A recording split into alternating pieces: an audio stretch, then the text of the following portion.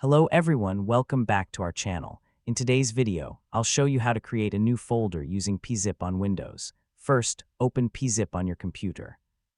Once PeaZip is open, you will see the File Manager window.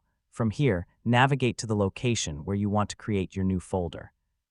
For this tutorial, I'm going to create a new folder in this location. Now, look at the top toolbar and find the New Folder option. Click on New Folder. A new folder will now appear in the current location. Next, type a name for your new folder. For example, I'll name it My Files. After typing the name, press Enter on your keyboard. As you can see, the new folder has been created successfully. Now, if you want to open the folder, simply double-click on it. The folder is now open, and you can add or organize your files inside it. You can use the same method to create folders for documents, pictures, videos, downloads, or any other type of files. If you want to create another folder, simply go back to the previous location and click New Folder again. Then enter a new name and press Enter. So creating a new folder with PeaZip is very simple and only takes a few seconds. You don't need to create a zip or any other archive just to make a normal folder.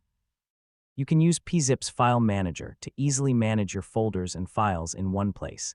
And that's how you can create a new folder using PeaZip. Thanks for watching this tutorial. If this video was helpful, please like the video, subscribe to our channel, and stay tuned for more helpful tutorials.